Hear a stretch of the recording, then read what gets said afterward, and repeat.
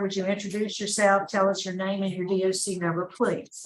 Hi, my name is Sirdarrean Fox. My DOC number is 636775. Right, and I see you have counsel with you this morning. Counsel, would you introduce yourself? Yes, Alan Smith, bar roll number 20377, address 1100 ML King, Alexandria, Louisiana 71301. Okay, thank you, sir. Mr. Fox, I'll read the allegations against you and I'll ask you to enter a plea of guilty or not guilty. Your case has been assigned to Mrs. Jackson. She'll take the lead on the interview. She'll ask you some questions. We'll hear from your mother. And before we turn it over to Mr. Smith, we'll ask you if there's a statement you'd like to make. Yes, ma'am. Okay. You are, Mr. Fox, you're accused of violating the conditions of your parole, specifically condition number 13, which was a special condition. Abide by sex offender contract and have no contact with juveniles. In that it is alleged that you violated condition number 13 in that on July 17, 2023, you were located at a residence with 3 juveniles, ages 5, 9, and 11 months. After completing intake and being instructed numerous times to have no contact with juveniles earlier that day. How do you plead to violating condition number 13? Not guilty. Right, Mrs. Jackson. All right. Good morning, Mr. Fox. Yes, ma'am. You were paroled on June 14th, is that correct? You mean I was released? Yeah, you were paroled on June 14th of this year. I was released on the 13th. Well, okay, we're not gonna quibble over a day, okay? Yes, ma'am. Okay. And when did you report to probation and parole for your intake after you were released? I was released on the 13th. I went to probation and parole on the 14th. They told me to come back up to probation and parole on the 17th. And did you do that? Did you go back on the 17th? I went on 17th at 7:30. Yes, ma'am. Okay, so what happened when you went on the 17th? I went in front of Lane Norman. He gave me my paperwork and he was giving me the conditions of my parole. With the conditions of my parole, I was telling him that I was trying to be around my daughter and stuff like that. And he told me that I couldn't be around he told me I couldn't be around any kids first. And I told him I had a daughter. He was like, well, sign, get the paperwork from the child's mom and they'll bring it in front of the board. So I was like, okay. I didn't think that. Okay, can I stop you for a moment? Yes, ma'am. What was your approved residence when you were released and you went to probation and parole? You had to give them an approved residence. Yes, ma'am. And what residence did you give as your place of contact? 2003 9th Street. And who lives on 9th Street? My great grandmother. And who lives with your great grandmother? Just me and her. Okay, so that was where you were scheduled to live. Yes, ma'am. But on the did you get arrested or detained on the 17th? What day did you actually get arrested? I got arrested on the 17th, the same day I went to see him. Okay, you had gone to done the intake on the 17th. Yeah. Conditions gone over with you. So where did you go after you left probation and parole? I went to the sex offender class. I went to sex offender to go report for the registration, the sex offender thing, and I went to a restaurant for seeking a job. And my mom had an accident because she was my ride. She stopped at my grandmother's house to change, and that's how I ended up being at my grandmother's house. I was outside waiting for her so I can go to APD. Okay. Okay, I'm confused. You were gonna be living with your great grandmother or your grandmother? My great grandmother. Okay. Your I mother st- ended up at your grandmother's. grandmother. Yes, And ma'am. why was she, and you were in the car because she was your transportation to Yes, go ma'am. to probation, parole, go to sex offender registration and all of that, correct? Yes, ma'am. Yes, ma'am. And so tell me what happened that brought her to your grandmother's house. She went to my grandmother's house to handle some business there. She wasn't going to be long. So I stayed outside and I talked to my brother and I got a call from my grandmother saying that my great grandmother saying that my parole officer had stopped by. Okay.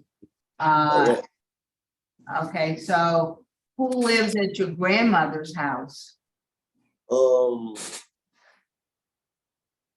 her, my little brother, her husband, and I think that's it. I'm not so sure because I don't. How old is your little brother? My little brother, he's just now making 21. Okay, so he's an adult. Yes, ma'am. Okay, so when your mom stopped at her mom's house, did you get out of the car? Yeah, I was sitting on the porch. Yes, ma'am. Did you ever go in the house? No, ma'am. You were just waiting for your mom to come out so she could take you to the next place you needed to be. Yes, ma'am. And in the meantime, the parole officer had gone to your great grandmother's house to confirm that that was your address. To be honest, Okay, he went to your great grandmother's house. yeah.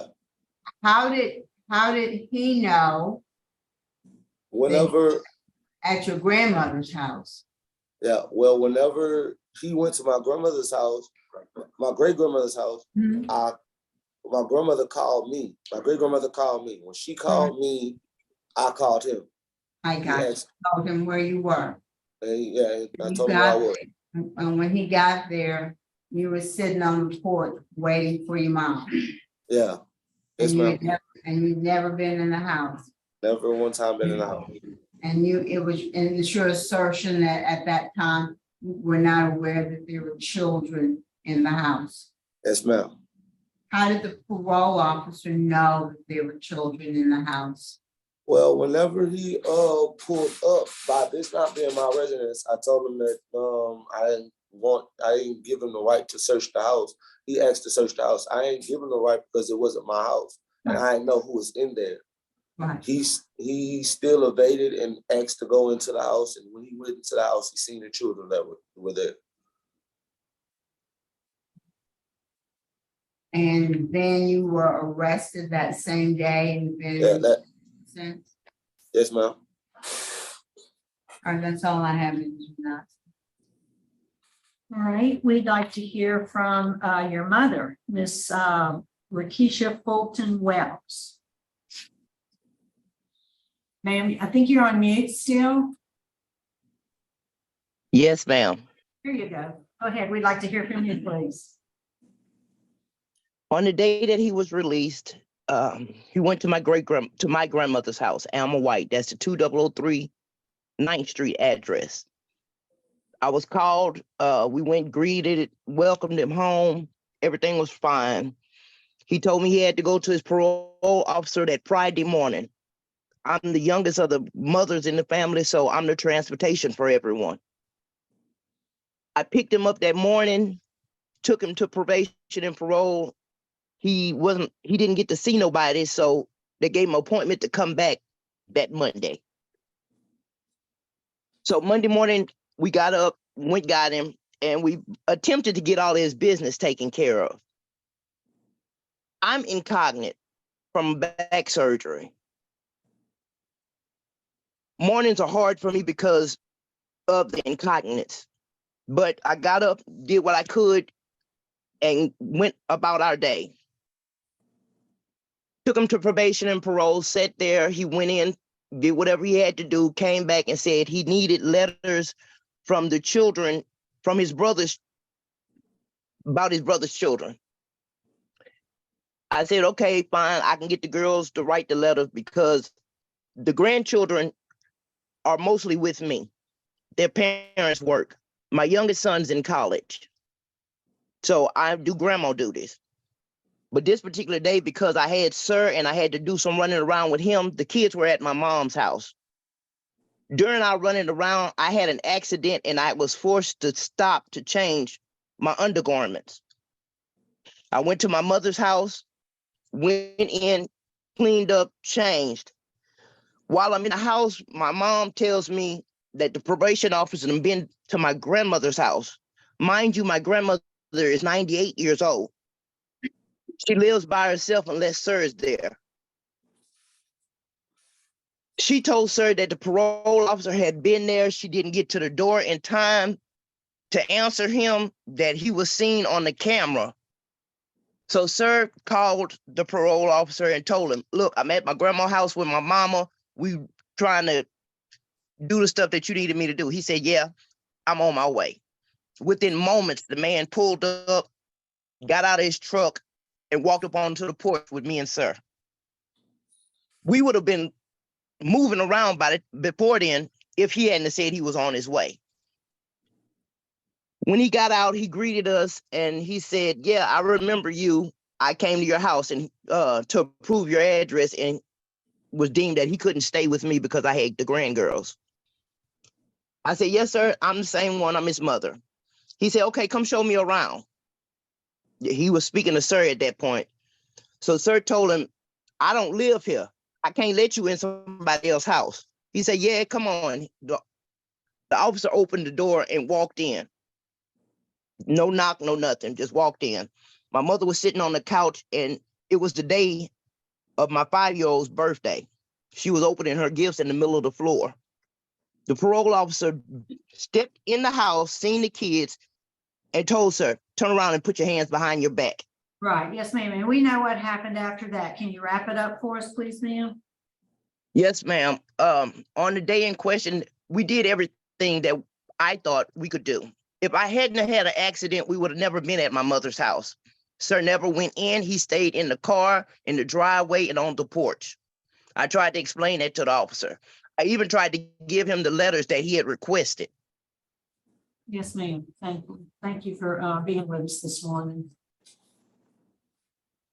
Mr. Fox, is there anything you'd like to say to us before we turn it over to Mr. Smith? At the end of the day, all I just want to be known is I'm just trying to get back home to my family. That's it. My family leave me, and I'm just trying to get back to my people. That's it. All right, thank you, sir. Mr. Smith. Yes, I'll be extremely brief. I was retained to represent him in other matters. He had an out date of March 22nd. I was friends with his great grandmother, Alma White. She's 98 years old. I said, I think he's coming home then. They didn't release him.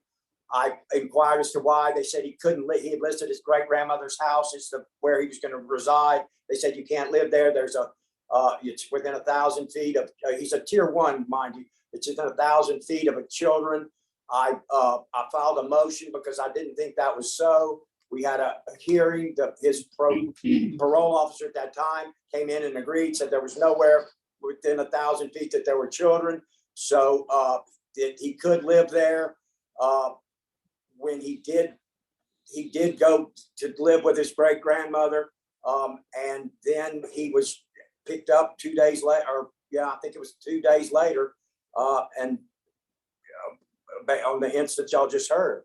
But interestingly, he's a tier 1, so that in the past he could be around children as long as he was supervised, if there was an adult there. But during this particular time, for some reason, he had to get letters and things of that nature, which is what they were trying to do. He certainly didn't violate. He didn't have contact with any children in as much as he never went into the house. They were on the other side of a wall, and I don't know how that would constitute contact. That's why I filed a motion to clarify what the actual terms were. All right, thank you, sir. Any other questions? No. No, All right, I think we're ready to vote, Mrs. Jackson. Mr. Fox, obviously you were trying to do the right thing.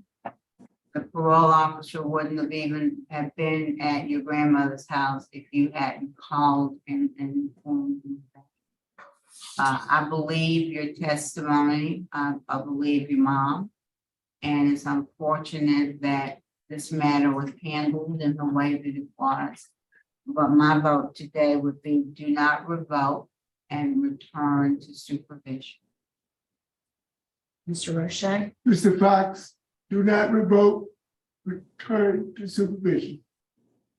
and Mr. Fox, I do agree. That is my vote as well. Do not revoke, return to supervision. Thank you. Thank you. Thank You you. have a blessed morning. Thank you.